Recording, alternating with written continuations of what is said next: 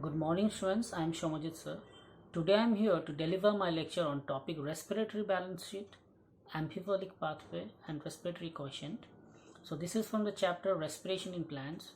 So watch the entire video lecture to gain basics out of it.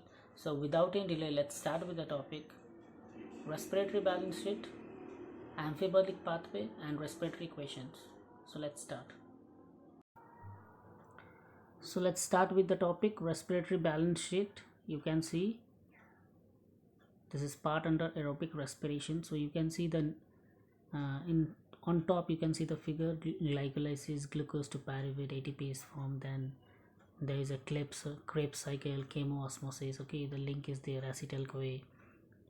So net gain of ATP from each glucose molecule is calculated based on the following assumption. So all steps in glycolysis, TCA, okay, so all steps in glycolysis, TCA, and electron transport system, that is ETS, occurs sequentially and orderly. Okay, so it occurs sequentially and orderly, so they are taking place serially. So the NADP synthesized in glycolysis is transferred into mitochondria and undergo oxidative phosphorylation. Intermediate in the pathway are not used to synthesize other compounds. Only glucose is being transpired. Other alternative substrates are not entered in the pathway at any stages. So you can see the such assumptions are not valid because all pathways work simultaneously and do not take place one after the another. Substrate enter the pathway and are withdrawn from it as and when it necessary. Okay, so ATP, that is adenosine triphosphate, ATP is utilized as and when needed. Enzymatic rates are controlled by multiple means. Such calculations are used to appreciate the efficiency of living system in extraction and storing energy. So you can see glycolysis, oxidative decarboxylation and TCA. So glycolysis, you can see 2 ATP directly and 2 molecules of NADH. Okay, so 2 ATP directly is formed, that is 2 ATP, 2 molecules of NADP, that is 6 ATP, because 1 NADPH is equal to 3 ATP. So here 2 NADH, that means 3 into 2, 6 ATP. Then in oxidative decarboxylation 2 NADP is produced, that is also equal to 6 ATP.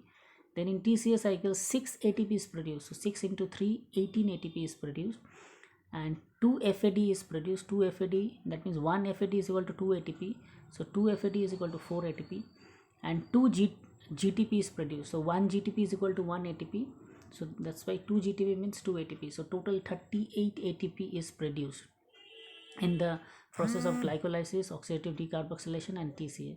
So 2 ATP molecules are spent for transporting 2 NADPH molecules formed during glycolysis to mitochondria. Hence the net gain is 36 ATP molecules.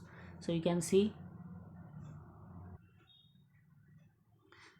in the left hand side of the picture, glucose get converted into pyruvate, that is a glycolysis, then pyruvate get converted into acetyl CoA, then Krebs cycle is seen. You can see all the ATPs are given and total net yield is 36 ATP. Now let's see the comparison between fermentation and aerobic respiration. So under fermentation there is a partial breakdown of glucose, whereas in aerobic respiration there is a complete breakdown of glucose to carbon dioxide and water. So in next step of fermentation, you can see the next difference is net gain of only 2 ATP is seen in fermentation, whereas net gain of 36 ATP is seen in aerobic respiration. Third point, you can see NADH is oxidized to NAD plus rather slowly, whereas in aerobic respiration NADH is oxidized to NAD plus very vigorously. Okay, so these are the three differences between fermentation and aerobic respiration. Next you see amphibolic pathway. This is a very important pathway, you can see.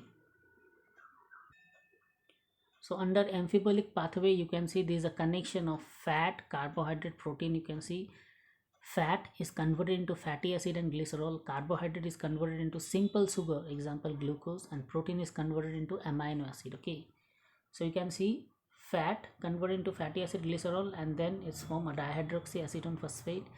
And in the glycolysis you can see carbohydrate converted into glucose, then glucose 6 phosphate and fructose 1,6 bis phosphate, then it again gets connected with glyceraldehyde 3 phosphate. Okay, so this glyceraldehyde 3 phosphate is what is a process of glycolysis, isn't it?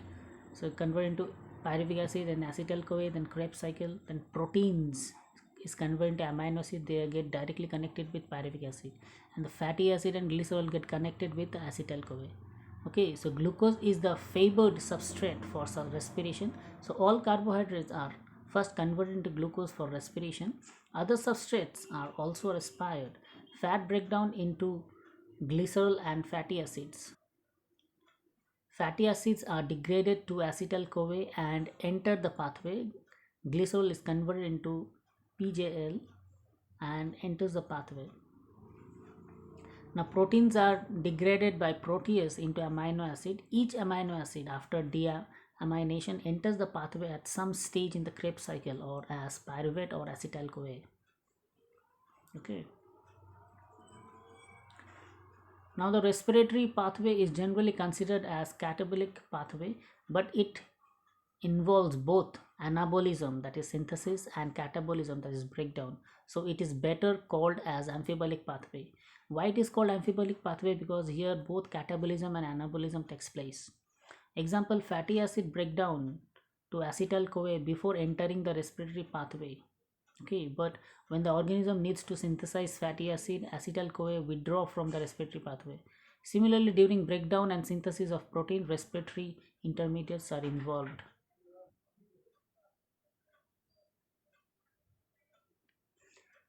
Now next we can see respiratory quotient or RQ or respiratory ratio. Here you can see RQ is equal to volume of carbon dioxide evolved by volume of oxygen consumed. Okay, so RQ is equal to volume of carbon dioxide evolved by volume of oxygen consumed. You can see what is RQ. RQ is the ratio of the volume of carbon dioxide evolved to the volume of oxygen consumed in respiration.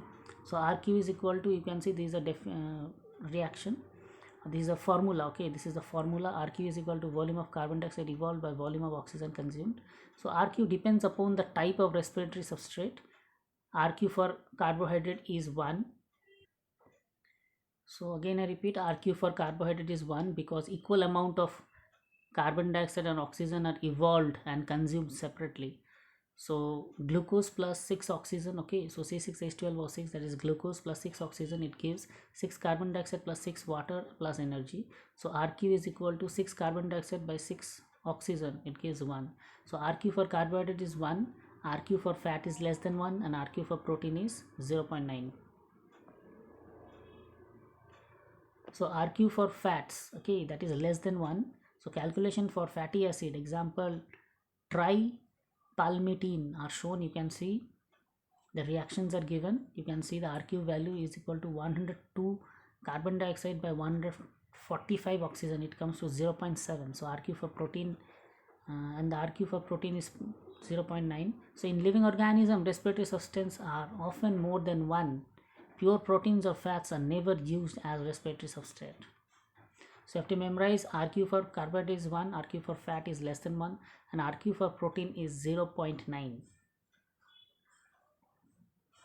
So this was all about the respiratory balance sheet, amphibolic pathway, and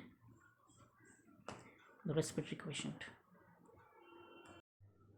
Thank you, student. This is all about the entire video lecture. Here I've discussed about the topic respiratory quotient, amphibolic pathway, and respiratory balance sheet. So stay at home, stay safe.